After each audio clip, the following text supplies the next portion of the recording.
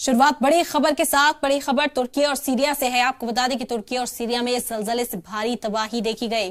कल सुबह से जलजले के 3 झटके महसूस किए गए। जलजले की वजह से अब तक 3500 से भी ज्यादा लोगों की मौत हो चुकी है। बता दें कि तुर्की में हजारों मकान मुनहदिम हो चुके हैं, पूरी तरह से वो तबाह हो चुके हैं।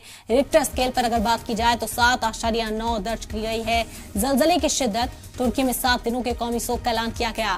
12 फरवरी तक आधा झुका रहेगा तुर्की का झंडा। बता दें कि तुर्की और सीरिया में जलजले के जो झटके महसूस किए गए उससे भारी तबाही का मंजर है। कल सुबह से जलजले के 3 झटके आए। रिक्टर स्केल पर 7.9 दर्ज की गई जलजले की शिद्दत। इस जलजले की वजह से 3500 से भी ज्यादा लोगों की मौत हो चुकी है। तुर्की में 7 दिनों का कौमी शोक है।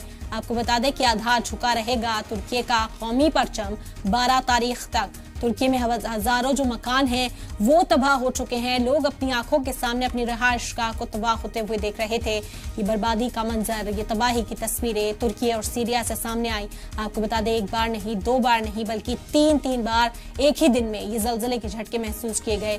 रिक्टर स्केल पर अगर बात करें तो इसकी शिद्दत 7.9 रही, जिससे भारी तबाही का मंजर है। 3500 से भी ज्यादा लोगों की मौत हो चुकी है।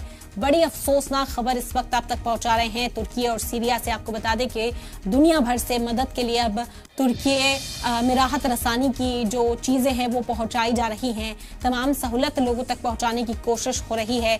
बेहद मुश्किल वक्त है तुर्की और सीरिया के लिए। तस्वीर आप देख सकते हैं, बड़ी बड़ी बिल्डिंगें पूरी तरह से तबाह नस्तो नाबूद नजर आ रही हैं। ये बिल्डिंग्स के पहाड़ हैं जो सड़कों के बीच पर बने हुए हैं और लोग अब मायूसी के साथ, बहती आंखों के साथ अपने आशियानों को देख रहे हैं। आप देख सकते हैं इस वक्त लोग अपने अपनों से बिछड़ गए इस हादसे में। कई बच्चे हैं जो अपने माँ बाप को ढूंढ नहीं पा रहे। राहत रसानी का काम लगातार जारी है